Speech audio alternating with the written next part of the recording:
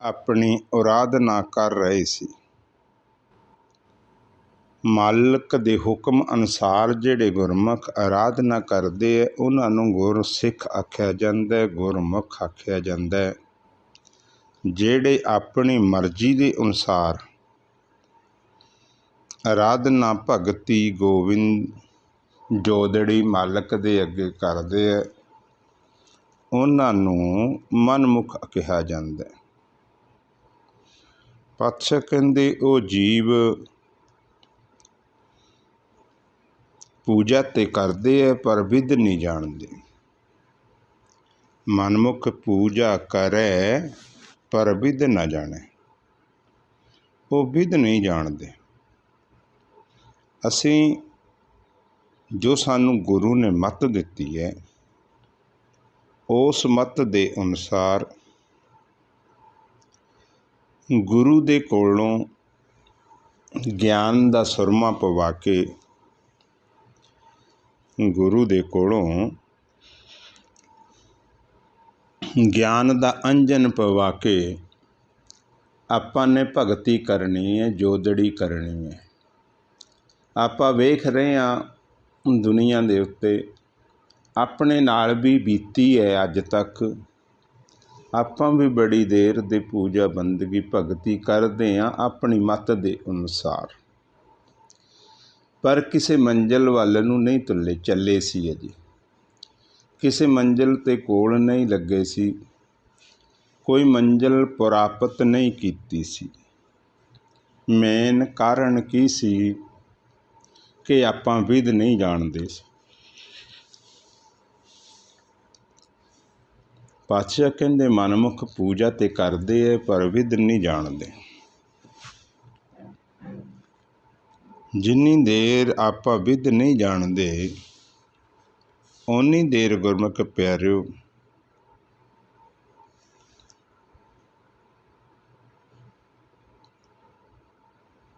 ਆਪਾਂ ਕਿਸੇ ਮੰਜ਼ਿਲ 'ਤੇ ਨਹੀਂ ਲੱਗ ਸਕਦੇ।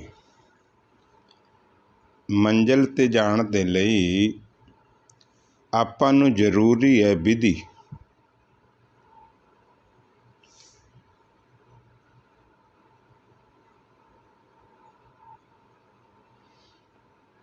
ਜੇ ਅਸੀਂ ਵਿਧੀ ਨੂੰ ਛੱਡ ਦਿੰਦੇ ਹਾਂ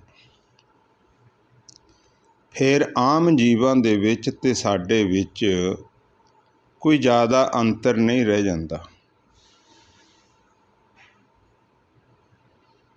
ਉਹਨਾਂ ਜੀਵਾਂ ਦੇ ਵਿੱਚ ਕੋਈ ਫਰਕ ਨਹੀਂ ਰਹਿ ਜਾਂਦਾ। ਗੁਰਮੁਖ ਪਿਆਰਿਓ, ਸਿਰਫ ਸਾਨੂੰ ਵਿਧੀ ਸਿੱਖਣੀ ਪੈਣੀ ਹੈ, ਸਾਨੂੰ ਤਰੀਕਾ ਸਿੱਖਣਾ ਪੈਣਾ। ਸਾਡਾ ਗੁਰੂ ਸਾਹਿਬਾਨ ਕਿ ਸਾਨੂੰ ਕਹਿੰਦੇ ਕੀ ਹੈ। ਪਾਤਸ਼ਾਹ ਕਹਿੰਦੇ ਜਿਹੜੇ ਮਨਮੁਖ ਨੇ, ਮਨਮੁਖ ਕਹਿੰਦੇ ਪਖੰਡ ਜ਼ਿਆਦਾ ਕਰਦੇ ਆ।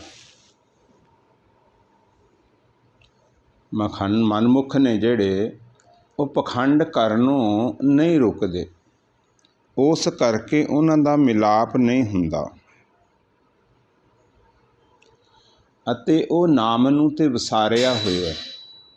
ਨਾਮ ਦੇ ਬਾਰੇ ਤੇ ਉਹਨਾਂ ਨੂੰ ਕੁਝ ਪਤਾ ਨਹੀਂ।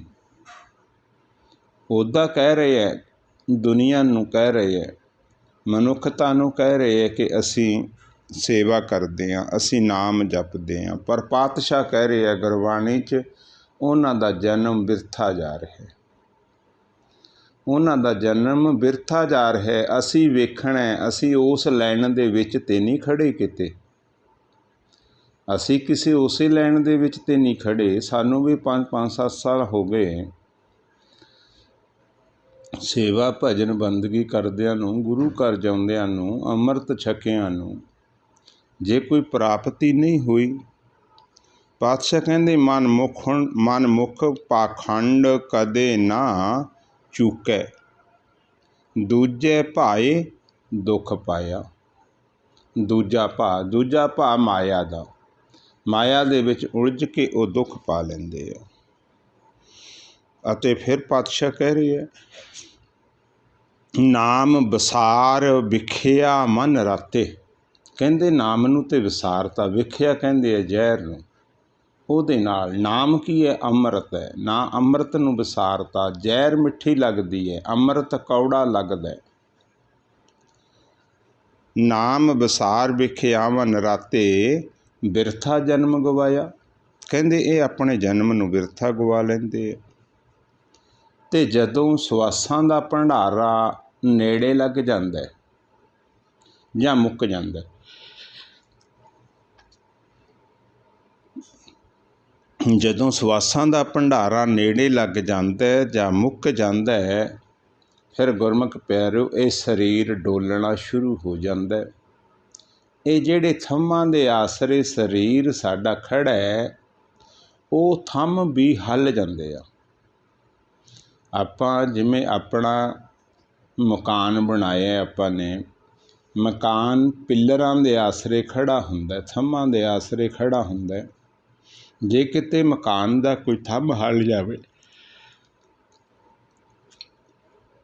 ਸਾਨੂੰ ਖਤਰਾ ਹੋ ਜਾਂਦਾ ਵੀ ਇਹ ਮਕਾਨ ਹੁਣ ਡਿੱਗ ਸਕਦਾ, ਕਦੇ ਵੀ ਡਿੱਗ ਸਕਦਾ, ਇਹ ਕਦੇ ਵੀ ਨੁਕਸਾਨ ਕਰ ਸਕਦਾ। ਉੱਦਾਂ ਹੀ ਆਪਣੇ ਗੁਰਮੁਖ ਪਿਆਰਿਓ ਅੰਦਰ ਜਿਹੜੇ ਥੰਮ ਨੇ ਨਾ, 6 ਥੰਮ, 6 ਥੰਮਾਂ ਦੇ ਆਸਰੇ ਸਾਡਾ ਸਰੀਰ, ਸਾਡੀ ਕਾਇਆ, ਇਹ ਮਕਾਨ ਸਾਡਾ ਖੜ੍ਹਾ ਹੈ। ਇਹਨਾਂ ਨੇ ਹੱਲ ਜਾਣਾ, ਫਿਰ ਉਹ ਜੀਵ ਪਛਤਾਵਾ ਕਰੇਗਾ। ਫਿਰ ਪਛਤਾਵਾ ਕਰੇ ਤੋਂ ਬਣਦਾ ਕੁਛ ਨਹੀਂ। ਫਿਰ ਪਛਤਾਵਾ ਕਰੇ ਤੋਂ ਕੁਝ ਨਹੀਂ ਬਣਦਾ। ਪਾਤਸ਼ਾਹ ਕਹਿੰਦੇ ਇਹ ਵੇਲਾ ਫਿਰ ਹੱਥ ਨਾ ਆਵੇ। ਕਹਿੰਦੇ ਫਿਰ ਇਹ ਵੇਲਾ ਹੱਥ ਨਹੀਂ ਆਉਂਦਾ, ਹੁਣ ਆਪਣੇ ਹੱਥ ਦੇ ਵਿੱਚ ਹੈ। ਜਦੋਂ ਸਰੀਰ ਡਗਮਗਾਉਣ ਲੱਗ ਗਿਆ ਨਾ, ਕਹਿੰਦੇ ਫਿਰ ਇਹ ਵੇਲਾ ਹੱਥ 'ਚ ਨਹੀਂ ਆਉਂਦਾ, ਫਿਰ ਤੇ ਪਛਤਾਵੇ ਹੀ ਰਹਿ ਜਾਂਦੇ। ਇਹ ਵੇਲਾ ਫਿਰ ਹੱਥ ਨਾ ਆਵੇ, ਆਣ ਦਿਨ ਸਦਾ ਪਛਤਾਏ। ਕਹਿੰਦੇ ਫਿਰ ਦਿਨ ਤੇ ਰਾਤ ਹੀ ਪਛਤਾਵਾ ਲੱਗਿਆ ਰਹਿਣਾ। ਦਿਨ ਤੇ ਰਾਤ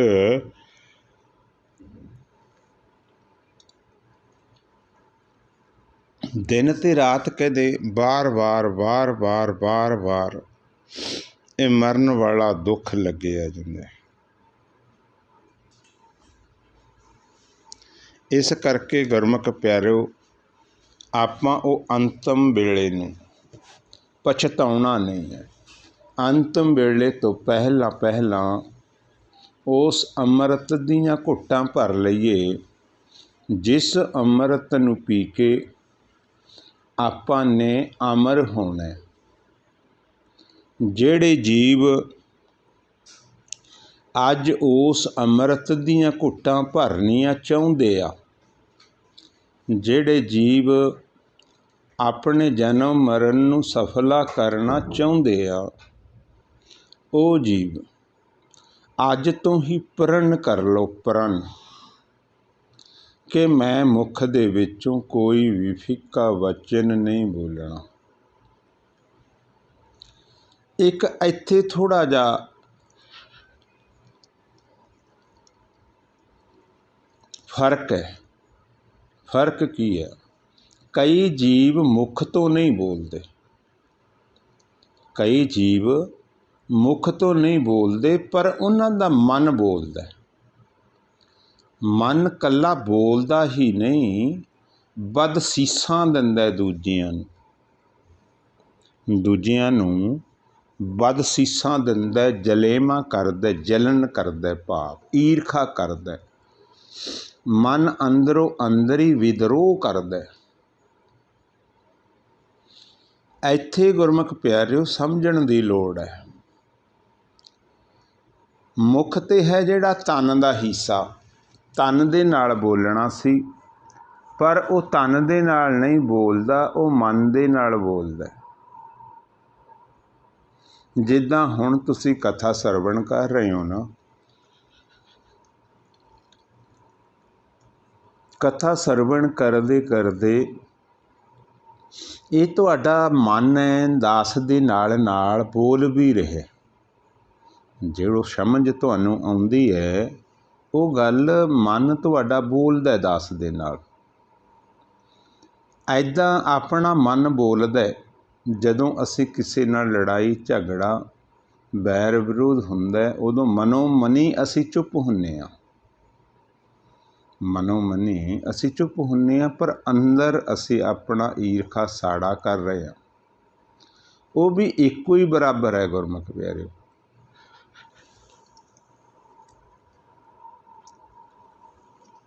ਉਹ ਇੱਕੋ ਹੀ ਬਰਾਬਰ ਹੈ, ਬਲਕਿ ਬਾਹਰਲੇ ਬੋਲਣ ਨਾਲੋਂ ਵੀ ਭੈੜਾ ਹੈ। ਉਹ ਇੱਕ ਘਿਰਨਾ ਦਾ ਰੋਗ ਲੱਗ ਗਿਆ ਆਪਾਂ ਨੂੰ, ਘਿਰਨਾ ਦਾ ਰੋਗ। ਅਸੀਂ ਨੇ ਇਸ ਤੋਂ ਵੀ ਸਾਵਧਾਨ ਹੋਣਾ। ਅਸੀਂ ਨੇ ਉਸ ਜੀਵ ਨੂੰ ਮਾਫ਼ ਕਰਨਾ ਸਿੱਖਣਾ। ਅਸੀਂ ਨੇ ਉਸ ਜੀਵ ਨੂੰ ਮਾਫ਼ ਕਰਨਾ ਸਿੱਖਣਾ। ਜੇ ਕਿਤੇ ਮਾਲਕ ਸਾਡੇ ਅੰਦਰ ਇਹ ਭਾਵਨਾਵਾਂ ਪੈਦਾ ਕਰ ਦੇਵੇ, ਫਿਰ ਸਮਝ ਲਓ ਕਿ ਸਾਡੇ ਅੰਦਰ ਅਗਿਆਨਤਾ ਦਾ ਅੰਧੇਰਾ ਚਲਾ ਜਾਏਗਾ। ਗਿਆਨ ਦਾ ਅੰਜਨ ਸੁਰਮਾ ਸਾਡੇ ਨੇਤਰਾਂ ਦੇ ਵਿੱਚ ਪੈ ਚੁੱਕਾ। ਪਾਤਸ਼ਾਹ ਕਹਿ ਰਹੇ ਹੈ ਨਾ, ਗਿਆਨ ਅੰਜਨ ਗੁਰ ਦੀਆ, ਅਗਿਆਨ ਅੰਧੇਰ ਵਿਨਾਸ਼। ਗਿਆਨ ਅੰਜਨ ਗੁਰ ਦੀਆ, ਅਗਿਆਨ ਅੰਧੇਰ ਵਿਨਾਸ਼। ਹੁਣ ਇੱਕ ਆਪਣਾ ਸਿੱਖ ਜਗਤ ਬਹੁਤ ਥੋੜ੍ਹਾ ਜਿਹਾ ਉਲਝਿਆ ਹੋਇਆ। ਜਿਹੜੇ ਸਿਆਣੇ ਵਿਦਵਾਨ ਨੇ, ਸਿਆਣੇ ਗੁਰਮੁਖ ਨੇ, ਉਹ ਨਹੀਂ ਉਲਝਦੇ, ਪਰ ਜਿਹੜੇ ਕੱਟੜਪਣੇ ਦੇ ਵਿੱਚ ਨੇ ਉਹ ਉਲਝੇ ਹੋਏ ਆ। ਆਪਣੇ ਜੱਗ ਦੇ ਵਿੱਚ, ਸਮਾਜ ਦੇ ਵਿੱਚ ਗੁਰੂ ਕਿਹਨੂੰ ਕਹਿੰਦੇ ਆ? ਟੀਚਰ ਨੂੰ ਕਹਿੰਦੇ ਆ, ਟੀਚਰ ਨੂੰ।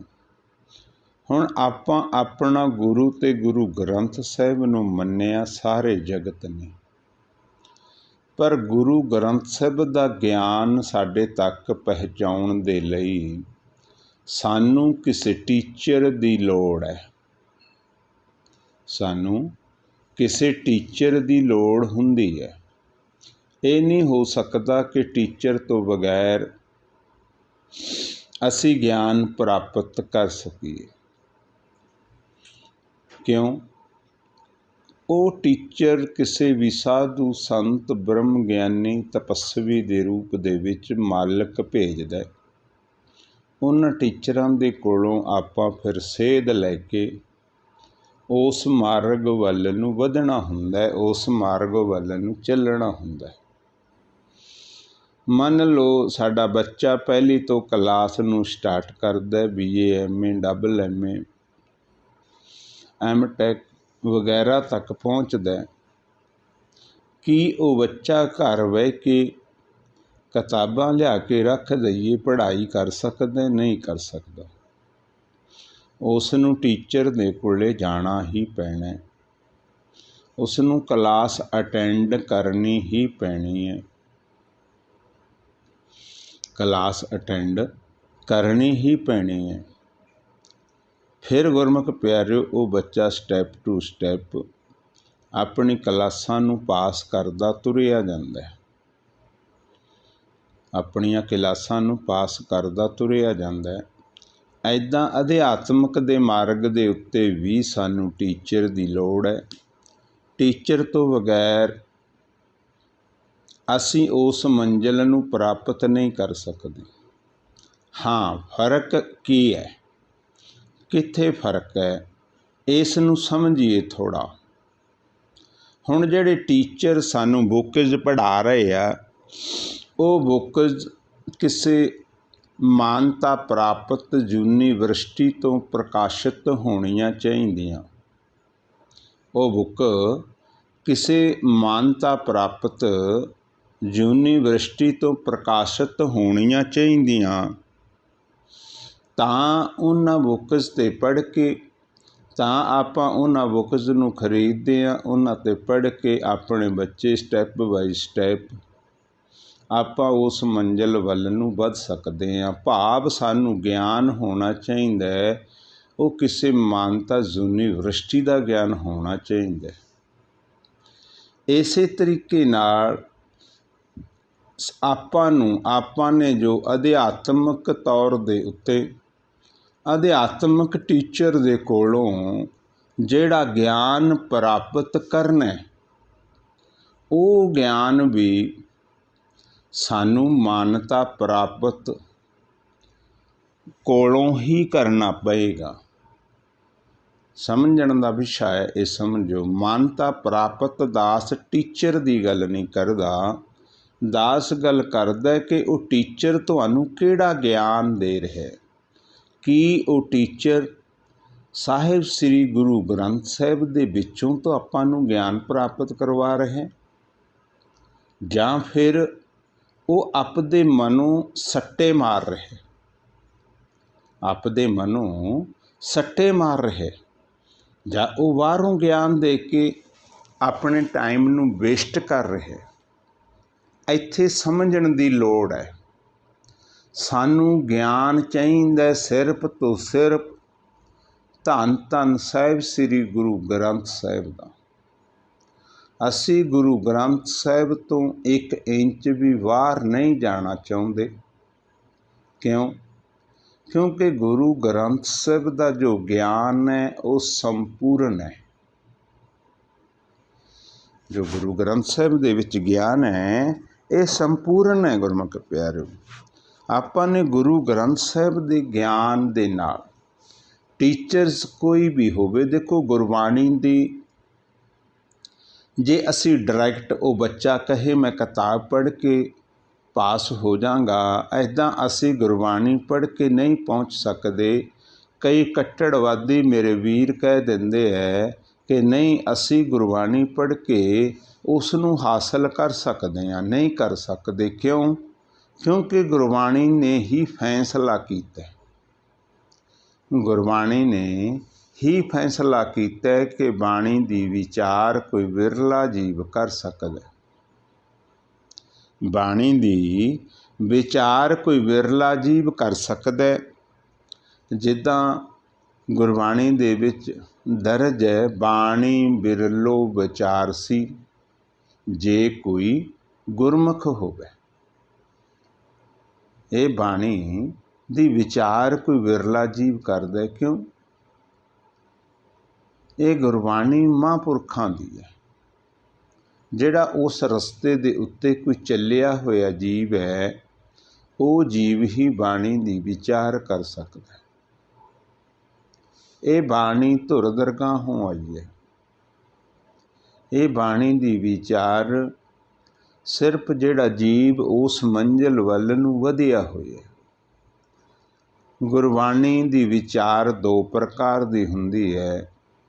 ਇੱਕ ਉਹ ਜੀਵ ਨੇ ਜਿਨ੍ਹਾਂ ਨੂੰ ਆਪਾਂ ਬ੍ਰਹਮ ਗਿਆਨੀ ਕਹਿ ਦਿੰਦੇ ਹਾਂ, ਜਿਹਨੂੰ ਆਪਾਂ ਸਾਧੂ ਸੰਤ ਤਪੱਸਵੀ ਕਹਿ ਦਿੰਦੇ ਹਾਂ। ਇੱਕ ਉਹ ਜੀਵ ਨੇ ਜਿਨ੍ਹਾਂ ਨੂੰ ਅਸੀਂ ਫਿਲਾਸਫਰ ਕਹਿ ਦਿੰਦੇ ਹਾਂ, ਵਿਦਵਾਨ ਕਹਿ ਦਿੰਦੇ ਹਾਂ। ਇਹ 2 ਪ੍ਰਕਾਰ ਦੇ। ਵਿਦਵਾਨ ਨੇ ਬੁੱਕਸ ਪੜ੍ਹ ਕੇ, ਕਿਤਾਬਾਂ ਤੋਂ ਪੜ੍ਹ ਕੇ, ਇਤਿਹਾਸ ਪੜ੍ਹ ਕੇ, ਲਿਟਰੇਚਰ ਪੜ੍ਹ ਕੇ ਇਹ ਸਿੱਖਿਆ। ਪਰ ਜਿਹੜੇ ਬ੍ਰਹਮ ਗਿਆਨੀ ਹੁੰਦੇ ਹੈ ਉਹਨਾਂ ਨੂੰ ਮਾਲਕ ਦੇ ਵੱਲੋਂ ਹੀ ਆਵਾਜ਼ ਆਉਂਦੀ ਹੈ। ਉਹਨਾਂ ਨੂੰ ਮਾਲਕ ਦੇ ਵੱਲੋਂ ਹੀ ਆਵਾਜ਼ ਆਉਂਦੀ ਹੈ। ਕਿਉਂ? ਕਿਉਂਕਿ ਉਹਨਾਂ ਦਾ ਨਾਤਾ ਉਸ ਅਕਾਲ ਪੁਰਖ ਵਾਹਿਗੁਰੂ ਨਾਲ ਜੁੜਿਆ ਹੁੰਦਾ। ਉਹ 3 ਗੁਣਾਂ ਤੋਂ ਉੱਤੇ ਉੱਠ ਜਾਂਦੇ ਆ। ਹੁਣ ਜਿਹੜੇ ਇਹ 3 ਗੁਣ ਨੇ, ਇਹ ਵੀ ਸਾਡੇ ਵਿੱਚ ਕਾਫੀ ਦੁਵਿਧਾ ਦਾ ਵਾਸ ਬਣਿਆ ਹੋਇਆ। ਆਮ ਜੀਵਾਂ ਨੂੰ ਤੇ ਸੱਚ ਜਾਣਿਓ, ਆਪਾਂ ਗੁਰਬਾਣੀ ਪੜ੍ਹਨ ਵਾਲਿਆਂ ਨੂੰ, ਜਿਹਨੇ ਜੀਵ ਗੁਰਬਾਣੀ ਪੜ੍ਹਦੇ ਹੈ, ਨਿਤਨੇਮ ਕਰਦੇ ਹੈ, ਸਹਿਜ ਪਾਠ ਕਰਦੇ ਹੈ, ਇਹ ਨਹੀਂ ਪਤਾ ਲੱਗਦਾ ਕਿ ਇਹ 3 ਗੁਣ ਕੀ ਚੀਜ਼ ਹੈ। ਪਾਤਸ਼ਾਹ ਕਹਿੰਦੇ 3 ਗੁਣ ਪੜ੍ਹੈ ਪਰ ਤਤ ਨਾ ਜਾਣੈ। ਕਹਿੰਦੇ ਉਹ 3 ਗੁਣਾਂ ਦੇ ਵਿੱਚ ਗੁਰਬਾਣੀ ਨੂੰ ਪੜ੍ਹਦੇ ਨੇ, ਗੁਰਬਾਣੀ ਦਾ ਉਹ ਤੱਤ ਨਹੀਂ ਜਾਣ ਸਕਦੇ। 3 ਗੁਣ ਪੜ੍ਹੈ ਪਰ ਤਤ ਨਾ ਜਾਣੈ। ਤੱਤ ਨਹੀਂ ਜਾਣਦੇ। ਤੱਤ ਕੀ ਹੁੰਦੇ ਆ? ਜਿੱਦਾਂ ਆਪਣੇ ਕੋਈ ਵੀ ਦੁੱਧ, ਦਹੀਂ, ਸਬਜ਼ੀ, ਇਹਨਾਂ ਦੇ ਵਿੱਚ ਪੌਸ਼ਟਿਕ ਤੱਤ ਹੁੰਦੇ ਆ। ਉਹਨਾਂ ਤੱਤਾਂ ਦਾ ਆਧਾਰ ਹੁੰਦਾ। ਡਾਕਟਰ ਹੀ ਆਪਾਂ ਨੂੰ ਦੱਸਦੇ ਹੈ ਕਿ ਕਿਹੜੀ ਸਬਜ਼ੀ ਦੇ ਵਿੱਚ ਕਿਹੜੇ ਤੱਤ ਨੇ, ਕਿਹੜੀ ਸਬਜ਼ੀ ਦੇ ਵਿੱਚ ਕਿਹੜੇ ਤੱਤ ਨੇ, ਕਿਹੜੇ ਫਰੂਟ ਦੇ ਵਿੱਚ ਕਿਹੜੇ ਤੱਤ ਨੇ। ਹੁਣ ਜਿਹੜਾ ਜੀਵ ਉਹਨਾਂ ਤੱਤਾਂ ਬਾਰੇ ਜਾਣਦਾ ਉਹੀ ਉਸ ਫਰੂਟ ਜਿਸ ਤੱਤਾਂ ਦੀ ਸਾਨੂੰ ਜ਼ਰੂਰਤ ਹੁੰਦੀ ਹੈ ਉਹ ਫਰੂਟ ਨੂੰ ਲੈ ਲੈਂਦਾ, ਉਹ ਠੀਕ ਹੋ ਜਾਂਦਾ। ਇਸੇ ਤਰੀਕੇ ਨਾਲ ਸਾਨੂੰ ਵੀ ਤੱਤਾਂ ਦੀ ਲੋੜ ਹੈ। ਪਾਤਸ਼ਾਹ ਕਹਿ ਰਹੇ ਹੈ, ਕਹਿੰਦੇ ਜਿਹੜੇ 3 ਗੁਣਾਂ ਤੋਂ ਉੱਤੇ ਉੱਠ ਕੇ 4ਥੇ ਪਦ ਦੇ ਵਿੱਚ ਜਾ ਕੇ ਗੁਰਬਾਣੀ ਨੂੰ ਪੜ੍ਹਨਗੇ ਉਹਨਾਂ ਨੂੰ ਤੇ ਤੱਤਾਂ ਬਾਰੇ ਪਤਾ ਲੱਗ ਜਾਣਾ, ਪਰ 3 ਗੁਣਾਂ ਦੇ ਵਿੱਚ ਤੱਤਾਂ ਦਾ ਪਤਾ ਨਹੀਂ ਲੱਗਦਾ। ਕਹਿੰਦੇ 3 ਗੁਣ ਪੜ੍ਹੈ ਪਰ ਤੱਤ ਨਾ ਜਾਣੈ। ਉਹ ਤੱਤਾਂ ਨੂੰ ਨਹੀਂ ਜਾਣਦਾ, ਉਹ 3 ਗੁਣਾਂ ਦੇ ਵਿੱਚ ਪੜ੍ਹ ਰਿਹਾ। ਹੁਣ 3 ਗੁਣ ਕੀ ਹੈ? 3 ਗੁਣਾਂ ਨੇ ਗੁਰਮੁਖ ਪਿਆਰਿਓ ਜਿਹੜੀ ਵੀ ਗੱਲ ਕਰਨੀ ਹੈ ਉਹਨਾਂ ਨੇ ਗੱਲ ਇਸ ਕਾਇਆ ਦੀ ਕਰਨੀ ਹੈ ਜਾਂ ਇਸ ਸੰਸਾਰ ਦੀ ਗੱਲ ਕਰਨੀ ਹੈ। ਕਾਇਆ ਦੀ ਤੇ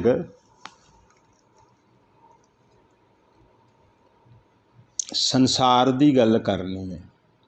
ਪਰ ਬਾਣੀ ਨੇ ਜ਼ਿਆਦਾ ਕਰਕੇ ਗੱਲ ਨਿਰੰਕਾਰ ਦੀ ਕਰਨੀ ਹੈ। ਬਾਣੀ ਨੇ ਗੱਲ ਨਿਰੰਕਾਰ ਦੀ ਕਰਨੀ ਹੈ। 3 ਗੁਣਾਂ ਦੇ ਵਿੱਚ ਪੜ੍ਹਨ ਵਾਲੇ ਜੀਵ ਨੇ ਗੱਲ ਸੰਸਾਰ ਦੀ ਕਰਨੀ ਹੈ। ਇਹ ਫਰਕ ਹੈ। ਹੁਣ ਜਿੱਥੇ ਆਪਾਂ ਨੇ ਇਹ ਸਰੀਰ ਤੋਂ ਵੱਖ ਹੋ ਕੇ ਜਾਣਾ, ਉੱਥੇ ਤਨ ਨੇ ਨਹੀਂ ਜਾਣਾ ਅਤੇ ਇਸ ਸੰਸਾਰ ਨੇ ਨਹੀਂ ਜਾਣਾ। ਤਨ ਨੇ ਨਹੀਂ ਜਾਣਾ, ਇਸ ਸੰਸਾਰ ਨੇ ਨਹੀਂ ਜਾਣਾ। ਕਿਉਂ ਨਹੀਂ ਜਾਣਾ? ਕਿਉਂਕਿ ਪਾਤਸ਼ਾਹ ਨੇ ਗੁਰਬਾਣੀ 'ਚ ਕਹਿ ਦਿੱਤਾ ਇਹ ਜਿਹੜੀ ਰਚਨਾ ਸੀ ਇਹ ਇੱਥੋਂ ਰਚੀ ਗਈ। ਇਹ ਰਚਨਾ ਇੱਥੇ ਰਚੀ ਗਈ ਸੀ। ਪਾਤਸ਼ਾਹ ਕਹਿੰਦੇ ਜਿਹੜੀ ਜੱਗ ਦੇ ਵਿੱਚ ਰਚਨਾ ਰਚੀ ਗਈ ਉਹ ਸਾਰੀ ਝੂਠੀ ਹੈ। ਉਸ ਨੂੰ ਕਹਿੰਦੇ ਸੱਚ ਨਾ ਜਾਣੋ। ਜੱਗ ਰਚਨਾ ਸਭ ਝੂਠ ਹੈ। ਸਭ, ਕੋਈ ਇਹ ਨਹੀਂ ਆਖਿਆ ਕੱਲੀ ਜੱਗ ਰਚਨਾ ਦੇ ਵਿੱਚ ਵੀ ਕੁਝ ਸ਼ਾਇਦ ਚੀਜ਼ਾਂ ਆ ਜਾਂਦੀਆਂ ਹੋਣੀਆਂ, ਨਹੀਂ। ਪਾਤਸ਼ਾਹ ਕਹਿੰਦੇ ਜੱਗ ਰਚਨਾ ਸਭ, ਸਾਰਾ ਕੁਝ ਸਭ ਝੂਠ ਹੈ। ਜਾਣ ਲਿਹੋ ਰਹਿ ਮੀਤ। ਉਹ ਮਿੱਤਰਾ ਤੂੰ ਇਸ ਗੱਲ ਨੂੰ, ਉਹ ਦੋਸਤਾ ਤੂੰ ਇਸ ਗੱਲ ਨੂੰ ਜਾਣ ਲੈ, ਸਮਝ ਲੈ, ਤੂੰ ਬੁੱਝ ਲੈ ਇਸ ਗੱਲ ਨੂੰ ਕਿ ਇਹ ਜਿਹੜੀ ਜੱਗ ਦੀ ਰਚਨਾ ਹੈ ਇਹ ਝੂਠੀ ਹੈ। ਫਿਰ ਕਿਹੜੀ ਸੱਚੀ ਹੈ? ਸੱਚੀ ਉਹ ਹੈ ਗੁਰਮੁਖ ਪਿਆਰਿਓ ਜਿਹੜੀ ਅਕਾਲ ਪੁਰਖ ਵਾਹਿਗੁਰੂ ਪਿਤਾ ਪਰਮਾਤਮਾ ਦੇ ਕੋਲੋਂ ਪ੍ਰਗਟ ਹੋਈ ਹੈ। ਜਿਹੜੀ ਉਸ ਮਾਲਕ ਦੇ ਕੋਲੋਂ ਪ੍ਰਗਟ ਹੋਈ ਹੈ, ਜਿਹੜੀ ਪਰਲੋਕ ਦੇ ਵਿੱਚੋਂ, ਜਿਹੜੀ ਮਾਤਾ, ਜਿੱਦਾਂ ਸਾਨੂੰ ਮਾਤਾ ਦੇ ਗਰਭ ਦੇ ਵਿੱਚੋਂ ਇਹ ਸਰੀਰ ਮਿਲਿਆ। ਇਹ ਸਰੀਰ ਕਿੱਥੋਂ ਮਿਲਿਆ? ਮਾਤਾ ਦੇ ਗਰਭ ਦੇ ਵਿੱਚੋਂ। ਅਤੇ ਇਹ ਜਿਹੜਾ ਮਾਤਾ ਦੇ ਗਰਭ ਦੇ ਵਿੱਚ ਮਨ ਸੀ, ਮਾਤਾ ਦੇ ਗਰਭ ਦੇ ਵਿੱਚ ਜਿਹੜੀ ਜੋਤ ਸੀ, ਉਹ ਜੋਤ ਕਿੱਥੋਂ ਆਈ? ਉਹ ਜੋਤ ਸੱਚਖੰਡ ਤੋਂ ਆਈ। ਉਹ ਜੋਤ ਅਕਾਲ ਪੁਰਖ ਵਾਹਿਗੁਰੂ ਪਿਤਾ ਪਰਮਾਤਮਾ ਨੇ ਭੇਜੀ। ਜਿਹੜਾ ਨੀਚੋਂ ਦੀ ਘਾੜਤ ਹੈ ਨਾ, ਇਹ ਸਾਰੀ ਕਲਯੁਗ ਦੇ ਕਾਲ ਦੇ ਹੱਥ ਦੇ ਵਿੱਚ ਹੈ। ਇਹ ਕਾਲ ਕਰ ਰਿਹਾ ਸਾਰਾ ਕੁਝ। ਉਹ ਏਰੀਏ ਸਾਰੇ ਸੌਂਪੇ ਹੋਏ ਆ। ਭਾਵ ਮਾਲਕ ਦੇ ਘਰ ਦਾ ਵੀ ਵਿਧਾਨ, ਜਿੱਦਾਂ ਆਪਾਂ ਬੜੇ ਬੜੇ ਆਫਿਸ ਦੇਖਦੇ ਹਾਂ ਨਾ, ਡੀਸੀ ਦਫ਼ਤਰ ਦੇਖਦੇ ਹਾਂ, ਡੀਸੀ ਦਫ਼ਤਰਾਂ ਦੇ ਵਿੱਚ ਅੱਗੇ ਅੱਗੇ ਡਿਪਾਰਟਮੈਂਟ ਵੰਡੇ ਹੋਏ ਆ। ਡਿਪਾਰਟਮੈਂਟ ਵੰਡੇ ਹੋਏ ਆ, ਉਹਨਾਂ ਦੇ ਵਿੱਚ ਨੀਚੇ ਬ੍ਰਾਂਚਾਂ ਆ ਗਈਆਂ। ਅੱਗੇ ਫਿਰ ਬ੍ਰਾਂਚਾਂ ਦੇ ਵਿੱਚ ਬੰਦੇ ਨਿਯੁਕਤ ਕੀਤੇ ਗਏ। ਕਿਹੜਾ ਕੰਮ ਕੌਣ ਕਰੇਗਾ, ਕਿਹੜਾ ਕੰਮ ਕੌਣ ਕਰੇਗਾ। ਇਹੀ ਗੱਲ ਮਾਲਕ ਦੇ ਘਰ ਦਾ ਵੀ ਵਿਧਾਨ ਹੈ। ਉੱਥੇ ਵੀ ਸਾਰਾ ਕੁਝ ਬਾਹਰ, ਅੰਦਰ ਵਾਲੀ ਨਕਲ ਹੀ ਬਾਹਰ ਆਈ ਹੈ। ਅੰਦਰ ਵਾਲੀ ਨਕਲ ਹੀ ਬਾਹਰ ਆਈ ਹੈ। ਪਾਤਸ਼ਾਹ ਕਹਿ ਰਹੇ ਹੈ, ਕਹਿੰਦੇ ਇੱਥੋਂ ਦਾ ਜਿਹੜਾ ਕਾਰੋ ਵਿਹਾਰ ਹੈ, ਜਿਹੜਾ ਇੱਥੋਂ ਦਾ ਬੰਦੋਬਸਤ ਹੈ, ਜਿਹੜੀ ਇੱਥੋਂ ਦੀ ਦੇਖ ਰੇਖ ਹੈ, ਕਹਿੰਦੇ ਮੈਂ ਖੁਦ ਆਪ ਇਹ ਕਾਲ ਦੇ ਵਸ ਕਰ ਦਿੱਤੀ, ਕਾਲ ਨੂੰ ਸੌਂਪ ਦਿੱਤਾ ਇਹ ਏਰੀਆ। ਕਿਹੜਾ? ਜਿਹੜੇ 9 ਖੰਡ ਨੇ। 9 ਖੰਡ ਬਾਹਰ ਕਿੱਥੋਂ ਕਿੱਥੋਂ ਦੇਖੋਗੇ, ਇਹ ਦੂਰ ਦੀ ਗੱਲ ਹੈ। ਪਹਿਲਾਂ ਆਪਣੇ ਅੰਦਰ ਚਲੇ ਜਾਓ। ਪਾਤਸ਼ਾਹ ਕਹਿ ਰਹੇ ਨੇ ਜੋ ਬ੍ਰਹਮੰਡ ਹੈ ਸੋਈ ਪਿੰਡ ਹੈ। ਆਪਣੇ ਅੰਦਰ ਵਾਲੇ 9 ਖੰਡ ਵੇਖ ਲਈਏ। ਜਿਹੜੇ ਅੰਦਰ ਵਾਲੇ 9 ਖੰਡ ਨੇ ਉਹ ਗੁਰਮੁਖ ਪਿਆਰਿਓ 9 ਦਰ ਨੇ। ਉਹ ਆਪਣੇ ਮਸਤਕ ਤੋਂ ਨੀਚੇ 9 ਦਰ ਰਹਿ ਜਾਂਦੇ ਹੈ। ਭਾਵ ਨੇਤਰਾਂ ਤੋਂ ਨੀਚੇ ਵਿਦ ਇਨਕਲੂਟ ਨੇਤਰ ਤੇ ਵਿਦ ਕੰਨ ਇੱਥੇ ਆ ਜਾਂਦੇ ਆ। ਨੇਤਰ ਤੇ ਕੰਨ ਤਕਰੀਬਨ ਇੱਕ ਸਾਈਜ਼ ਦੇ ਵਿੱਚ ਆ ਜਾਂਦੇ ਆ।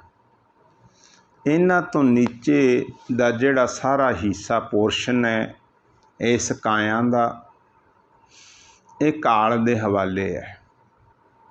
ਇਹ ਕਾਲ ਦੇ ਹਵਾਲੇ ਹੈ। ਇਸ ਤੋਂ ਉੱਤੋਂ ਵਾਲਾ ਜੋ ਪੋਰਸ਼ਨ ਹੈ ਉਹ ਗੁਰਮੁਖ ਪਿਆਰਿਓ ਉੱਥੇ ਮਾਲਕ ਆਪ ਵਿਰਾਜਮਾਨ ਹੈ। ਉੱਥੇ ਮਾਲਕ ਆਪ ਵਿਰਾਜਮਾਨ ਹੈ। ਬਸ ਆਹ ਚੀਜ਼ ਨੂੰ ਸਮਝਣਾ। ਇੱਥੋਂ ਦਾ ਪਾਤਸ਼ਾਹ ਨੇ ਖੁਦ ਆਖਿਆ, ਗੁਰਬਾਣੀ ਦੇ ਵਿੱਚ ਦਰਜ ਕਰ ਦਿੱਤਾ, ਖੰਡ ਪਤਾਲ ਦੀਪ ਸਭ ਲੋਆ, ਕਾਲੇ ਵਸ ਪ੍ਰਭ ਆਪ ਕੀਆ। ਕਹਿੰਦੇ ਕਾਲ ਦੇ ਵਸ ਮਾਲਕ ਨੇ ਆਪ ਕਰਤਾ ਇਹ ਏਰੀਆ। ਹੁਣ ਇਹ 3 ਗੁਣ ਵੀ ਇਸੇ ਏਰੀਏ ਦੇ ਵਿੱਚ ਆਉਂਦੇ ਆ। 3 ਗੁਣ ਨੇ ਇਹ ਵੀ ਇਸੇ ਏਰੀਏ ਦੇ ਵਿੱਚ ਆਉਂਦੇ ਆ। ਮੋਟਾ ਜਿਹਾ ਸਮਝਾਉਣ ਦੇ ਲਈ ਆਪਾਂ ਇਹਨਾਂ ਨੂੰ ਪੜ੍ਹ ਲੈਂਦੇ ਹਾਂ, ਵਿਚਾਰ ਲੈਂਦੇ ਹਾਂ ਕਿ ਆਪਣੇ ਸਰੀਰ ਦੇ ਅੰਦਰ, ਆਪਣੀ ਕਾਇਆ ਦੇ ਅੰਦਰ ਇਹ 3 ਪ੍ਰਕਾਰ ਦੇ ਬਾਜ਼ਾਰ ਨੇ। 3 ਪ੍ਰਕਾਰ ਦੇ ਬਾਜ਼ਾਰ ਨੇ। ਪਰ ਕੁਝ ਕਥਾਵਾਚਕ ਇਹ 3 ਪ੍ਰਕਾਰ ਦੀਆਂ ਹੱਟਾਂ ਕਹਿ ਦਿੰਦੇ ਆ। ਪਰ ਦਾਸ ਹੱਟ ਨਹੀਂ ਕਹੇਗਾ, ਦਾਸ ਆਖੇਗਾ ਵਿਚਾਰ। ਇਹਨਾਂ ਵਿਚਾਰਾਂ ਦੇ ਵਿੱਚ ਫਿਰ ਅਲੱਗ-ਅਲੱਗ ਪ੍ਰਕਾਰ ਦੀਆਂ ਦੁਕਾਨਾਂ ਨੇ। ਇਹਨਾਂ ਬਾਜ਼ਾਰਾਂ ਦੇ ਵਿੱਚ ਫਿਰ ਅਲੱਗ-ਅਲੱਗ ਪ੍ਰਕਾਰ ਦੀਆਂ ਦੁਕਾਨਾਂ ਨੇ। ਉਹਨਾਂ ਦੁਕਾਨਾਂ ਦੇ ਉੱਤੇ ਮਨ ਬੱਚਾ ਸਵੇਰ ਤੋਂ ਲੈ ਕੇ ਸ਼ਾਮ ਤੱਕ ਸੌਦਾ ਖਰੀਦਦਾ। ਭਾਵ ਜਿੰਨੀ ਦੇਰ ਉਹ ਇਸ ਲੋਕ ਦੇ ਵਿੱਚ ਰਹਿੰਦਾ ਹੈ ਉਨੀ ਦੇਰ ਇਹਨਾਂ ਹੱਟਾਂ ਤੋਂ ਸੌਦਾ ਖਰੀਦਦਾ। ਇੱਥੇ ਖਰੀਦਦਾਰੀ ਕਰਦਾ ਰਹਿੰਦਾ ਸਾਰਾ ਦਿਨ ਉਹ ਇੱਥੇ ਵਪਾਰ ਕਰਦਾ ਰਹਿੰਦਾ। ਸਾਰਾ ਦਿਨ ਉਹ ਮਨ ਬੱਚਾ ਇੱਥੇ ਲੇਵਾ ਦੇਵੀ ਕਰਦਾ ਰਹਿੰਦਾ। ਅਤੇ ਕੁਝ ਗੁਰਮੁਖ ਮਨ ਬੱਚੇ ਆ, ਉਹਨਾਂ ਨੂੰ ਗੁਰੂ ਨੇ ਸਮਝਾ ਦਿੱਤਾ। ਉਹਨਾਂ ਦੇ ਅੰਦਰੋਂ ਅਗਿਆਨਤਾ ਦਾ ਹਨੇਰਾ ਦੂਰ ਹੋ ਗਿਆ। ਉਹਨਾਂ ਦੇ ਅੰਦਰ ਉਹ ਜੋਤ ਪ੍ਰਕਾਸ਼ ਹੋ ਗਈ। ਉਹ ਜੀਵ ਕੀ ਕਰਦੇ ਹੈ? ਉਹ ਆਪਣੀ ਅਕਲ ਦੇ ਨਾਲ ਉਸ ਜੋਤ ਨੂੰ ਜਗਾ ਲੈਂਦੇ ਹੈ ਅਤੇ ਉਹ 3 ਗੁਣਾਂ ਤੋਂ ਉੱਤੇ ਉੱਠ ਜਾਂਦੇ ਹੈ। ਉਹ ਚੌਥੇ ਪਦ ਦੇ ਉੱਤੇ ਚਲੇ ਜਾਂਦੇ ਆ। ਉਹ ਆਪਣੇ ਸਵਾਸ ਚੌਥੇ ਪਦ 'ਤੇ ਖਰਚਣੇ ਸ਼ੁਰੂ ਕਰ ਦਿੰਦੇ ਆ। ਉਹ ਆਪਣੇ ਸਵਾਸ ਚੌਥੇ ਪਦ 'ਤੇ ਖਰਚਣੇ ਸ਼ੁਰੂ ਕਰ ਦਿੰਦੇ ਆ। ਹੁਣ ਗੁਰਮੁਖ ਪਿਆਰਿਓ, ਜਿਹੜੇ ਸਵਾਸ ਅਸੀਂ ਚੌਥੇ ਪਦ 'ਤੇ ਖਰਚ ਕਰਦੇ ਹਾਂ ਉਹ ਪੂਰੇ ਦੇ ਪੂਰੇ ਸਵਾਸ ਸਾਡੇ ਲੇਖੇ ਜੋਖੇ ਦੇ ਵਿੱਚ ਲੱਗ ਜਾਂਦੇ ਆ। ਅਤੇ ਜਿਹੜੇ 3 ਗੁਣਾਂ ਦੇ ਵਿੱਚ ਆਪਾਂ ਖਰਚ ਕਰਦੇ ਹਾਂ ਇਸ ਦੇ ਵਿੱਚੋਂ ਕੁਛ ਹਿੱਸਾ ਸਾਡੇ ਲੇਖੇ ਵਿੱਚ ਲੱਗਦਾ। ਬਾਕੀ ਇਹ ਲੇਖਾ ਸਵਾਸਾਂ ਦਾ ਧਨ ਸਾਰਾ ਕੂੜ ਦੇ ਲੇਖੇ ਵਿੱਚ ਲੱਗ ਜਾਂਦਾ। ਕੂੜ ਦੇ ਲੇਖੇ ਦੇ ਵਿੱਚ ਹੁਣ ਜਿਹੜਾ ਕੂੜ ਦੇ ਲੇਖੇ ਦੇ ਵਿੱਚ ਸਾਡਾ ਸਵਾਸਾਂ ਦਾ ਧਨ ਲੱਗ ਗਿਆ, ਉਸ ਦੇ ਆਪਾਂ ਕਰਜ਼ਾਈ ਹੋ ਗਏ। ਉਹ ਕਰਜ਼ੇ ਨੂੰ ਅਸੀਂ ਉਤਾਰ ਨਹੀਂ ਰਹੇ। ਕਿਉਂ? ਕਿਉਂਕਿ ਸਾਡੇ ਕੋਲੇ ਵਿਧ ਨਹੀਂ, ਬਲਕਿ ਕਰਜ਼ਾ ਵੱਧਦਾ ਜਾਂਦਾ ਹੈ। ਵੱਧਦਾ ਕਿਉਂ ਜਾਂਦਾ ਹੈ? ਕਿਉਂਕਿ ਅਸੀਂ ਜਿੰਨੀ ਦੇਰ ਜੀਂਦੇ ਰਹਿਣਾ ਹੈ, ਅਸੀਂ ਉਸ ਕਰਜ਼ੇ ਦੇ ਸਿਰ 'ਤੇ ਹੀ ਤਾਂ ਜੀਂਦੇ ਰਹਿਣਾ। ਉਹ ਕਰਜ਼ਾ ਸਾਡੇ ਕੋਲ ਮਾਲਕ ਸਾਨੂੰ ਦੇ ਰਹੇ, ਆਪਾਂ ਜੀਂਦੇ ਹਾਂ। ਭਾਵ ਸਵਾਸ ਆਪਣੇ ਸਿਰ 'ਤੇ ਕਰਜ਼ਾ ਹੈ। ਜਿਹੜੇ ਸਵਾਸ ਅਸੀਂ ਮਾਲਕ ਦੀ ਯਾਦ ਦੇ ਅੰਦਰ ਗੁਜ਼ਾਰ ਦਿੰਦੇ ਹਾਂ, ਮਾਲਕ ਦੀ ਯਾਦ ਦੇ ਅੰਦਰ ਗੁਜ਼ਾਰ ਦਿੰਦੇ ਹਾਂ, ਉਹ ਸਵਾਸਾਂ ਦੇ ਕਰਜ਼ੇ ਤੋਂ ਅਸੀਂ ਮੁਕਤ ਹੋ ਜਾਂਦੇ ਹਾਂ। ਜਿਹੜੇ ਸਵਾਸ ਅਸੀਂ ਤ੍ਰੈ ਗੁਣਾਂ ਦੇ ਵਿੱਚ ਖਰਚ ਕਰਦੇ ਹਾਂ, ਉਹਨਾਂ ਸਵਾਸਾਂ ਦੇ ਆਪਾਂ ਕਰਜ਼ਾਈ ਹੋ ਜਾਂਦੇ ਹਾਂ। ਹੁਣ ਦੱਸੋ ਫਿਰ ਉਹ ਕਰਜ਼ਾ ਕਦੋਂ ਉਤਰੇਗਾ? ਅਤੇ ਪਾਤਸ਼ਾਹ ਕਹਿੰਦੇ ਇੱਕ ਬੜੀ ਹੋਰ ਹੈਰਾਨੀਜਨਕ ਗੱਲ ਸਾਨੂੰ ਪਾਤਸ਼ਾਹ ਕਹਿ ਰਹੇ ਆ। ਪਾਤਸ਼ਾਹ ਕਹਿੰਦੇ ਵਿਆਜ ਵੀ ਲੱਗਦਾ ਇਸ ਦੇ ਉੱਤੇ। ਇਸ ਦੇ ਉੱਤੇ ਕਹਿੰਦੇ ਵਿਆਜ ਵੀ ਲੱਗਦਾ। ਕਮਾਲ ਦੀ ਗੱਲ ਹੈ। ਮਾਲਕ ਸਾਨੂੰ ਵਿਆਜ ਵੀ ਲਾ ਰਿਹਾ ਇਸ 'ਤੇ।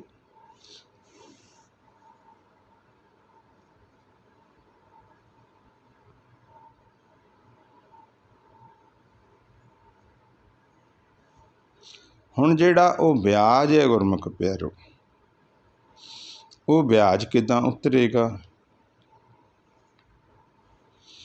ਉਹ ਵਿਆਜ ਕਿੱਦਾਂ ਉਤਰੇਗਾ?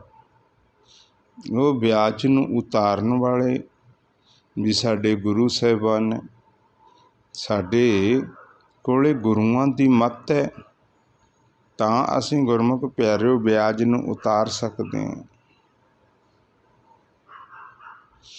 ਤਾਂ ਅਸੀਂ ਵਿਆਜ ਤੋਂ ਬਚ ਸਕਦੇ ਹਾਂ। ਪਾਤਸ਼ਾਹ ਕਹਿੰਦੇ ਨਹੀਂ, ਵਿਆਜ ਵੀ ਹੈ। ਹੁਣ ਤ੍ਰੈ ਗੁਣਾਂ 'ਤੇ ਆਪਣੀ ਵਿਚਾਰ ਚੱਲੀ ਸੀ ਕਿ ਤ੍ਰੈ ਗੁਣ ਜਿਹੜੀ ਆਪਾਂ ਨੇ ਆਖਿਆ ਸੀ ਕਿ ਆਪਣੇ ਅੰਦਰ ਹੱਟਾਂ ਨੇ, ਜਿਹੜੀਆਂ ਉਹ ਹੱਟਾਂ ਨੇ ਗੁਰਮੁਖ ਪਿਆਰਿਓ। ਪਹਿਲਾ ਜਿਹੜਾ ਬਾਜ਼ਾਰ ਹੈ, ਉਸ ਨੂੰ ਚੰਗਾ ਬਾਜ਼ਾਰ ਗਿਣਿਆ ਜਾਂਦਾ। ਚੰਗਾ, ਉਸ ਬਾਜ਼ਾਰ ਦੇ ਵਿੱਚ ਸਾਡਾ ਜਾਣਾ ਅਤਿਅਤ ਜ਼ਰੂਰੀ ਹੈ। ਜੇ ਅਸੀਂ ਉਸ ਬਾਜ਼ਾਰ ਦੇ ਵਿੱਚ ਜਾਵਾਂਗੇ, ਉਸ ਬਾਜ਼ਾਰ ਦੇ ਵਿੱਚ ਦੀ ਹੀ ਰਸਤਾ ਹੈ ਜਿਹੜਾ ਚੌਥੇ ਪਦ ਨੂੰ ਜਾਂਦਾ। ਉਹ ਬਾਜ਼ਾਰ ਬਿਲਕੁਲ ਨੇੜੇ ਹੈ। ਉਸ ਬਾਜ਼ਾਰ 'ਚੋਂ ਅਸੀਂ ਚੌਥੇ ਪਦ ਦੇ ਵਿੱਚ ਸਹਿ ਸੁਭਾ ਸੌਖੇ ਜਾ ਸਕਦੇ ਹਾਂ। ਉਸ ਬਾਜ਼ਾਰ ਦਾ ਨਾਂ ਹੈ ਸਤੋ ਗੁਣ।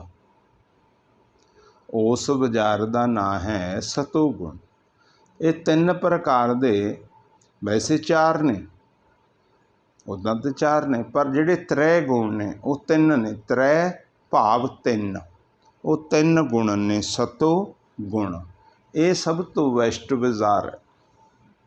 ਇਸ ਤੋਂ ਥੋੜ੍ਹਾ ਜਿਹਾ ਘੱਟ, ਜਿਹੜੇ 'ਚ ਸਾਨੂੰ ਆਪਣੀ ਜ਼ਰੂਰਤਾਂ ਪੂਰੀਆਂ ਕਰਨ ਦੇ ਲਈ ਜਾਣਾ ਪੈਂਦਾ। ਆਪਣੀਆਂ ਜ਼ਰੂਰਤਾਂ ਪੂਰੀਆਂ ਕਰਨ ਦੇ ਲਈ ਜਾਣਾ ਪੈਂਦਾ ਹੈ। ਉਸ ਬਾਜ਼ਾਰ ਦੇ ਵਿੱਚ ਜਿਹੜਾ ਸੌਦਾ ਮਿਲਦਾ ਹੈ, ਉਹ ਹੈ ਆਸ਼ਾ, ਅਭਿਲਾਸ਼ਾ, ਤ੍ਰਿਸ਼ਨਾ। ਆਸ਼ਾ, ਅਭਿਲਾਸ਼ਾ, ਤ੍ਰਿਸ਼ਨਾ, ਸੈਂਸੇ, ਫਿਕਰ, ਚਿੰਤਾਵਾਂ। ਸੈਂਸੇ, ਫਿਕਰ, ਚਿੰਤਾਵਾਂ, ਇਹ ਸੌਦਾ ਹੈ ਨਾ ਜਿਹੜਾ, ਇਹ ਗੁਰਮੁਖੋ ਰਜੋ ਗੁਣ ਹੱਟ ਦੇ, ਰਜੋ ਗੁਣ ਬਾਜ਼ਾਰ ਦੇ ਵਿੱਚੋਂ ਮਿਲਦਾ। ਉੱਥੇ ਜਾ ਕੇ ਕੋਈ ਸੈਂਸਿਆਂ ਦੀ ਦੁਕਾਨ ਹੈ, ਕੋਈ ਚਿੰਤਾ ਦੀ ਦੁਕਾਨ ਹੈ, ਕੋਈ ਆਸ਼ਾ ਦੀ ਦੁਕਾਨ ਹੈ, ਕੋਈ ਅਭਿਲਾਸ਼ਾ ਦੀ ਦੁਕਾਨ ਹੈ, ਕੋਈ ਤ੍ਰਿਸ਼ਨਾ ਦੀ ਦੁਕਾਨ ਹੈ। ਉੱਥੋਂ ਕਿੰਨੇ ਕੁ ਮਾਤਰਾ ਦੇ ਵਿੱਚ ਅਸੀਂ ਲੈਂਦੇ ਹਾਂ। ਇਹ ਰਜੋ ਗੁਣ ਹੱਟ ਦੇ ਵਿੱਚ ਮਿਲਦਾ। ਇੱਕ ਹੈ ਤਮੋ ਗੁਣ ਬਾਜ਼ਾਰ। ਤਮੋ ਗੁਣ ਬਾਜ਼ਾਰ ਦੇ ਵਿੱਚ ਜਿਹੜੀਆਂ ਦੁਕਾਨਾਂ ਅੱਗੇ ਛੋਟੀਆਂ ਦੁਕਾਨਾਂ ਨੇ, ਉਹ ਹੈ ਕਾਮ ਦੀ, ਕ੍ਰੋਧ ਦੀ, ਲੋਭ ਦੀ, ਮੋਹ ਦੀ, ਹੰਕਾਰ ਦੀ। ਝੂਠ ਦੀ, ਨਿੰਦਿਆ ਦੀ, ਵੈਰ ਦੀ, ਵਿਰੋਧ ਦੀ। ਇਹ ਆ ਗਈਆਂ ਗੁਰਮੁਖ ਪਿਆਰਿਓ ਤਮੋ ਗੁਣ ਬਾਜ਼ਾਰ ਦੇ ਵਿੱਚ। ਅਤੇ ਇੱਕ ਜਿਹੜਾ ਬਾਜ਼ਾਰ ਆਪਾਂ ਪਹਿਲਾਂ ਦੱਸਿਆ ਸੀ ਸਤੋ ਗੁਣ, ਇਸ ਬਾਜ਼ਾਰ ਦੇ ਵਿੱਚ ਦੁਕਾਨਾਂ ਨੇ ਧਰਮ ਦੀਆਂ, ਸਬਰ ਦੀਆਂ, ਸੰਤੋਖ ਦੀਆਂ, ਮਾਫ ਦੀਆਂ, ਕਿਸੇ ਨੂੰ ਮਾਫ ਕਰ ਦੇਣਾ, ਬਖਸ਼ ਦੇਣਾ, ਕਿਸੇ ਦਾ ਧਰਮ ਪੁੰਨ ਕਰ ਲੈਣਾ, ਧਰਮ ਕਰ ਲੈਣਾ, ਦਇਆ ਕਰ ਲੈਣੀ, ਸਬਰ ਕਰ ਲੈਣਾ, ਸੰਤੋਖ ਕਰਨਾ। ਇਹ ਦੁਕਾਨਾਂ ਨੇ ਜਿਹੜੀਆਂ ਦਇਆ, ਪੁੰਨ, ਧਰਮ, ਦੀਨ, ਸਬਰ, ਸੰਤੋਖ, ਇਹ ਦੁਕਾਨਾਂ ਨੇ ਸਤੋ ਗੁਣ ਦੀਆਂ। ਇਹ ਸਤੋ ਗੁਣ ਦੁਕਾਨਾਂ ਦੇ ਉੱਤੇ ਅਸੀਂ ਚਲੇ ਜਾਈਏ, ਇੱਥੇ ਅਸੀਂ ਜ਼ਿਆਦਾ ਵਪਾਰ ਕਰੀਏ, ਸਬਰ ਕਰੀਏ, ਸੰਤੋਖ ਕਰੀਏ, ਦਇਆ ਕਰੀਏ, ਧਰਮ ਕਰੀਏ। ਇਸ ਬਾਜ਼ਾਰ ਦੇ ਵਿੱਚ ਜਾ ਕੇ ਗੁਰਮੁਖ ਪਿਆਰਿਓ ਫਿਰ ਅਸੀਂ ਚੌਥੇ ਪਦ 'ਤੇ ਜਾ ਸਕਦੇ ਹਾਂ। ਸਭ ਤੋਂ ਜ਼ਿਆਦਾ ਆਪਾਂ ਨੇ ਸਤੋ ਗੁਣ ਬਾਜ਼ਾਰ ਦੇ ਵਿੱਚ ਵਿਚਰਨਾ। ਪਰ ਹਾਂ, ਇੱਥੇ ਵੀ ਇੱਕ ਥੋੜ੍ਹਾ ਜਿਹਾ ਫਰਕ ਹੈ। ਕੁਛ ਆਪਣੇ ਗੁਰਮੁਖ ਬਹੁਤ ਜ਼ਿਆਦਾ ਸਮਾਂ ਸਤੋ ਗੁਣ ਬਾਜ਼ਾਰ ਦੇ ਵਿੱਚ ਬਤੀਤ ਕਰਦੇ ਆ, ਬਹੁਤ ਜ਼ਿਆਦਾ ਸਵਾਸ ਸਤੋ ਗੁਣ ਬਾਜ਼ਾਰ ਦੇ ਵਿੱਚ ਹੀ ਖਰਚ ਕਰਦੇ ਆ। ਹੁਣ ਜਿਹੜਾ ਸਤੋ ਗੁਣ ਬਾਜ਼ਾਰ ਦੇ ਵਿੱਚ ਉਹਨਾਂ ਵਿਚਾਰੇ ਜੀਵਾਂ ਨੂੰ ਮਨ ਦੇ ਵਿੱਚ ਕੀ ਆਸ਼ਾ ਹੈ ਕਿ ਇੱਥੇ ਹੀ ਸ਼ਾਇਦ ਮੁਕਤੀ ਹੈ, ਇਹ ਹੀ ਸਭ ਤੋਂ ਚੰਗਾ ਬਾਜ਼ਾਰ ਹੈ। ਅਸੀਂ ਸਾਰਾ ਕੰਮ ਇੱਥੇ ਸਹੀ ਕਰ ਰਹੇ ਹਾਂ, ਜਿਹੜਾ ਦਇਆ ਕਰ ਰਹੇ ਹਾਂ, ਧਰਮ ਕਰ ਰਹੇ ਹਾਂ, ਸਬਰ ਕਰ ਰਹੇ ਹਾਂ, ਸੰਤੋਖ ਕਰ ਰਹੇ ਹਾਂ, ਪੁੰਨ ਕਰ ਰਹੇ ਹਾਂ, ਦਾਨ ਕਰ ਰਹੇ ਹਾਂ, ਵੀ ਬਸ ਅਸੀਂ ਬਿਲਕੁਲ ਸਹੀ ਹਾਂ। ਨਹੀਂ ਗੁਰਮੁਖੋ, ਗੁਰਬਾਣੀ ਨੂੰ ਪੜ੍ਹੋ, ਗੁਰਬਾਣੀ ਨੂੰ ਵਿਚਾਰੋ। ਪਾਤਸ਼ਾਹ ਕਹਿੰਦੇ ਨਹੀਂ, ਇਹ ਤਾਂ ਤ੍ਰੈ ਗੁਣਾਂ ਦੇ ਵਿੱਚ ਆ ਗਿਆ। ਇਹ ਤ੍ਰੈ ਗੁਣੇ ਸਾਰੇ ਮਾਇਆ ਨੇ। ਮਾਇਆ ਤੋਂ ਤੇ ਸਾਨੂੰ ਉੱਤੇ ਉੱਠਣਾ ਪਏਗਾ। ਪਾਤਸ਼ਾਹ ਕਹਿੰਦੇ ਤ੍ਰੈ ਗੁਣ ਮਾਇਆ ਮੂਲ ਹੈ। ਇਹ ਤੇ ਮਾਇਆ ਹੈ ਕਹਿੰਦੇ। ਹੁਣ ਆਪਾਂ ਨੇ ਕਿੱਥੇ ਜਾਣਾ? ਚੌਥੇ ਪਦ ਦੇ ਵਿੱਚ ਜਾਣਾ। ਚੌਥੇ ਪਦ ਦੇ ਉੱਤੇ ਜਿਹੜਾ ਜੀਵ ਜਾਏਗਾ, ਪਾਤਸ਼ਾਹ ਨੇ ਕਹਿ ਦਿੱਤਾ ਸਤਗੁਣ ਰਜਗੁਣ ਤਮ ਗੁਣ ਕਹੀਐ, ਇਹ ਤੇਰੀ ਸਭ ਮਾਇਆ। ਸਤਗੁਣ ਰਜਗੁਣ ਤਮ ਗੁਣ ਕਹੀਐ, ਇਹ ਤੇਰੀ ਸਭ ਮਾਇਆ। ਚੌਥੇ ਪਦ ਕੋ ਜੋ ਨਰ ਚੀਨੈ, ਤਿਨ ਹੀ ਪਰਮ ਪਦ ਪਾਇਆ। ਕਹਿੰਦੇ ਜਿਹੜਾ ਜੀਵ ਚੌਥੇ ਪਦ 'ਤੇ ਜਾਏਗਾ, ਉਹ ਜੀਵ ਉਸ ਪਰਮ ਪਦ ਨੂੰ ਪ੍ਰਾਪਤ ਕਰ ਲਏਗਾ। ਪਰਮ ਪਰਮਾਤਮਾ, ਪਦ ਮੈਨੇ ਰਸਤਾ, ਪਰਮਾਤਮਾ ਦੇ ਰਸਤੇ ਨੂੰ ਪ੍ਰਾਪਤ ਕਰ ਲਏਗਾ ਉਹ ਜੀਵ, ਜਿਹੜਾ ਜੀਵ ਚੌਥੇ ਪਦ ਦੇ ਉੱਤੇ ਚੱਲੂਗਾ। ਹੁਣ ਇਸ ਕਰਕੇ ਆਪਾਂ ਨੇ ਇਸ ਚੀਜ਼ ਨੂੰ ਸਮਝਣਾ ਹੈ। ਠੀਕ ਹੈ, ਜਿਹੜੇ ਦਇਆ ਧਰਮ ਸਬਰ ਸੰਤੋਖ ਕਰਨਾ, ਇਹ ਉਸ ਦੇ ਨੇੜੇ ਰਸਤਾ ਹੈ। ਇਹ ਅਸੀਂ ਅਤੀ ਜ਼ਰੂਰੀ ਕਰਨਾ। ਕੀ ਕਰਨਾ?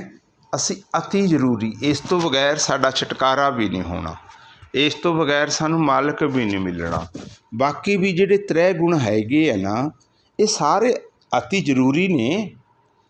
ਪਰ ਸਾਨੂੰ ਇਹ ਆਖਿਆ ਕਿ ਜਦੋਂ ਤੁਹਾਨੂੰ ਜਿਹੜੇ ਬਾਜ਼ਾਰ ਦੇ ਵਿੱਚ ਜਾਣ ਦੀ ਲੋੜ ਹੈ, ਉੱਥੇ ਜਾਓ, ਉੱਥੇ ਜਾ ਕੇ ਆਪਣਾ ਕੰਮ ਕਰੋ ਅਤੇ ਵਾਪਸ ਆਪਣੇ ਘਰ ਆ ਜਾਓ। ਘਰ ਆਪਣਾ ਕਿਹੜਾ ਹੈ? ਚੌਥੇ ਪਦ ਦੇ ਵਿੱਚ ਆ ਜਾਓ। ਰਜੋ ਗੁਣ ਦੇ ਵਿੱਚ ਜਾਓ, ਕੰਮ ਧੰਦਾ ਕਰੋ। ਜੋ ਕੰਮ ਧੰਦਾ ਕਰਨਾ, ਜਿੰਨੇ ਸਵਾਸ ਉੱਤੇ ਖਰਚ ਕਰਨੇ ਆ ਕਰ ਲਓ, ਕਰਕੇ ਵਾਪਸ ਆ ਜਾਓ। ਇੱਦਾਂ ਹੀ ਤਮੋ ਗੁਣ 'ਚ ਬਹੁਤ ਘੱਟ ਜਾਣਾ ਚਾਹੀਦਾ। ਤਮੋ ਗੁਣ ਦੇ ਵਿੱਚ ਸਾਨੂੰ ਸਿਰਫ ਬਹੁਤ ਘੱਟ ਜਾਣਾ ਚਾਹੀਦਾ। ਅਤੇ ਸਤੋ ਗੁਣ ਦੇ ਵਿੱਚ ਵੀ ਜਾਓ, ਸਾਰਾ ਦਿਨ ਉੱਥੇ ਬਹਿ ਕੇ ਨਾ ਸੋਚੋ ਕਿ ਇੱਥੇ ਹੀ ਪ੍ਰਾਪਤੀ ਹੋ ਜਾਣੀ ਹੈ। ਇੱਥੇ ਨਹੀਂ ਪ੍ਰਾਪਤੀ ਹੋਣੀ, ਕਿਉਂਕਿ ਮਾਇਆ, ਮਾਲਕ ਨੇ ਇਸ ਨੂੰ ਵੀ ਮਾਇਆ ਕਹਿ ਦਿੱਤਾ। ਇਸ ਕਰਕੇ ਸਤੋ ਗੁਣ ਦੇ ਵਿੱਚ ਵੀ ਜਿੰਨੇ ਸਵਾਸ ਖਰਚ ਕਰਨੇ ਆ, ਉਸ ਤੋਂ ਬਾਕੀ ਦੇ ਜੋ ਸੌਦਾ ਖਰੀਦਣਾ, ਬਾਕੀ ਦਾ ਸਮਾਂ ਆ ਕੇ ਚੌਥੇ ਪਦ 'ਤੇ ਗੁਜ਼ਾਰੋ। ਜਦੋਂ ਚੌਥੇ ਪਦ 'ਤੇ ਆ ਕੇ ਅਸੀਂ ਸਮਾਂ ਗੁਜ਼ਾਰਨਾ ਸ਼ੁਰੂ ਕਰ ਦਿੱਤਾ, ਚੌਥੇ ਪਦ 'ਤੇ ਆ ਕੇ ਅਸੀਂ ਮਾਲਕ ਦਾ ਨਾਮ ਜਪਣਾ ਸ਼ੁਰੂ ਕਰ ਦਿੱਤਾ, ਉੱਥੇ ਫਿਰ ਸਾਨੂੰ ਕਾਲ ਨੇ ਕੁਛ ਨਹੀਂ ਕਹਿਣਾ। ਕਿਉਂ? ਚੌਥਾ ਪਦ ਸਾਡਾ ਘਰ ਹੈ।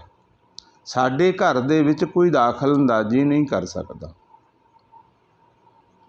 ਉਹ ਸਾਡਾ ਨਿੱਜ ਘਰ ਹੈ, ਨਿੱਜੀ ਜਾਇਦਾਦ ਹੈ, ਤਾਂ ਉਸ ਨੂੰ ਨਿੱਜ ਘਰ ਕਹਿੰਦੇ ਆ, ਤਾਂ ਉਸ ਨੂੰ ਥਿਰ ਘਰ ਕਹਿੰਦੇ ਆ। ਇਸ ਕਰਕੇ ਆਪਾਂ ਨੇ ਬਹੁਤ ਜ਼ਿਆਦਾ ਸਵਾਸ ਉੱਥੇ ਖਰਚ ਕਰਨੇ ਆ। ਇਹ ਚੀਜ਼ ਨੂੰ ਜ਼ਰੂਰ ਤੋਂ ਜ਼ਰੂਰ ਧਿਆਨ ਦੇ ਵਿੱਚ ਰੱਖਣਾ ਸਾਰੀ ਸੰਗਤ ਨੇ।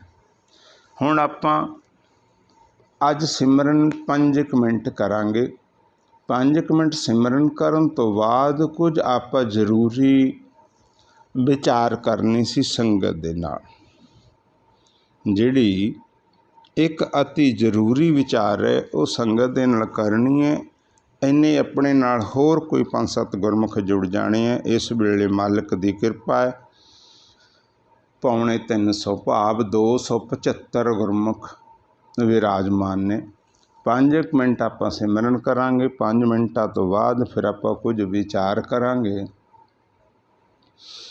ਜਿਹੜੀ ਆਪਾਂ ਇੱਕ ਵਾਰ ਆਪਾਂ ਵਿਚਾਰ ਕੀਤੀ ਸੀ ਸਾਰਿਆਂ ਨੇ ਬਹਿ ਕੇ ਕਿ ਆਪਾਂ ਇੱਕ ਪਰਿਵਾਰ ਹਾਂ। ਸਾਰੇ ਆਪਾਂ ਇੱਕ ਪਰਿਵਾਰ ਹਾਂ। ਦੁਨਿਆਵੀ ਧੰਦਿਆਂ ਦੇ ਵਿੱਚ ਅਸੀਂ ਵਿਚਰ ਰਹੇ ਹਾਂ, ਤ੍ਰੈ ਗੁਣਾਂ ਦੇ ਵਿੱਚ ਅਸੀਂ ਵਿਚਰ ਰਹੇ ਹਾਂ।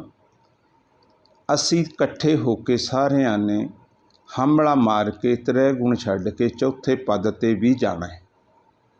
ਚੌਥੇ ਪਦ 'ਤੇ ਜਾ ਕੇ ਵੀ ਭਗਤੀ ਕਰਨੀ ਹੈ। ਆਪਾਂ ਨੇ ਹੰਬਲਾ ਮਾਰਨਾ ਹੈ। ਪਰ ਆਪਾਂ ਚੌਥੇ ਪਦ 'ਤੇ ਤਾਂ ਜਾ ਸਕਦੇ ਹਾਂ ਜੇ ਸਾਡੇ ਤ੍ਰੈ ਗੁਣਾਂ ਦਾ ਸੰਤੁਲਨ ਸਹੀ ਚੱਲਦਾ ਹੈ। ਭਾਵ ਜੋ ਤ੍ਰੈ ਗੁਣਾਂ ਦੇ ਵਿੱਚ ਸਾਡਾ ਸੰਤੁਲਨ ਹੈ, ਸਹੀ ਹੈ। ਸਾਨੂੰ ਉੱਥੇ ਕਿਸੇ ਪ੍ਰਕਾਰ ਦੇ ਜ਼ਿਆਦਾ ਵਿਚਾਰ ਰਜੋ ਗੁਣ 'ਤੇ ਨਹੀਂ ਵਧੇ, ਤਮੋ ਗੁਣ ਦੇ ਉੱਤੇ 'ਤੇ ਨਹੀਂ ਜ਼ਿਆਦਾ ਵਧੇ, ਸਤੋ ਗੁਣ ਦੇ ਉੱਤੇ 'ਤੇ ਨਹੀਂ ਜ਼ਿਆਦਾ ਵਧੇ। ਆਪਾਂ ਸਾਰੇ ਗੁਰਮੁਖਾਂ ਨੂੰ ਬਰਾਬਰ ਲੈ ਕੇ ਚੱਲਾਂਗੇ।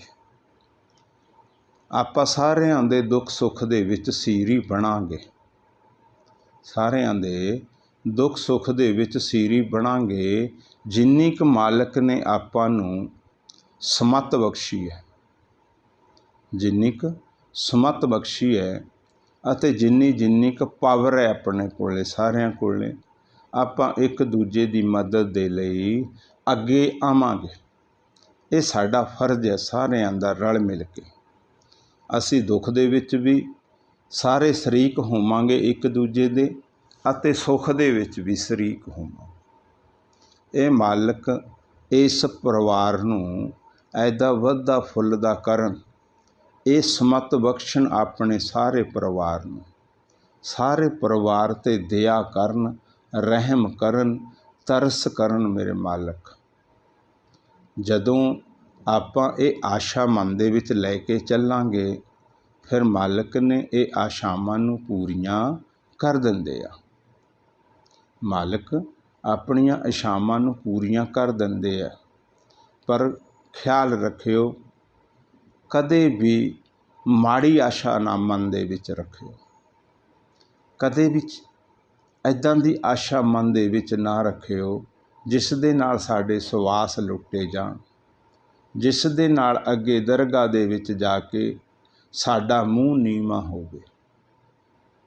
ਦਰਗਾਹ ਦੇ ਵਿੱਚ ਸਾਡਾ ਮੂੰਹ ਨੀਵਾਂ ਹੋਵੇ, ਸਾਨੂੰ ਸ਼ਰਮਸ਼ਾਰ ਹੋਣਾ ਪਵੇ। ਇੱਦਾਂ ਦਾ ਅਸੀਂ ਕੋਈ ਵੀ ਕਦਮ ਨਹੀਂ ਚੁੱਕਣਾ। ਬਸ ਅਸੀਂ ਉਹ ਕੰਮ ਕਰਨਾ ਜਿਹੜਾ ਸਾਡੇ ਗੁਰੂ ਸਾਹਿਬਾਨ ਨੂੰ ਭਾਉਂਦਾ ਹੋਵੇ, ਜੋ ਗੁਰੂ ਸਾਹਿਬਾਨ ਨੇ ਆਖਿਆ ਹੋਵੇ, ਅਸੀਂ ਉਹ ਕਰਮ ਕਰਾਂਗੇ। ਹੁਣ ਆਪਾਂ 5 ਮਿੰਟਾਂ ਦੇ ਲਈ ਸਾਰੇ ਰਲ ਕੇ ਮਾਲਕ ਦੇ ਖਜ਼ਾਨੇ ਦੇ ਵਿੱਚ ਸਵਾਸਾਂ ਨੂੰ ਇਕੱਠਾ ਕਰੀਏ। ਸਾਰੇ ਇਕੱਠੇ ਥੋਕ ਦੇ ਵਿੱਚ ਆਪਾਂ ਹੁਣ ਧਨ ਨੂੰ ਕਮਾਈਏ। ਥੋਕ ਦੇ ਵਿੱਚ, ਥੋਕ ਦਾ ਭਾਵ ਜਿੰਨੇ ਜ਼ਿਆਦਾ ਗੁਰਮੁਖ ਜੁੜੇ ਹੋਵਾਂਗੇ, ਜਿੰਨੀ ਵਾਰ ਜ਼ਿਆਦਾ ਵਾਹਿਗੁਰੂ ਉਚਾਰਨ ਹੋਏਗਾ, ਓਨੇ ਹੀ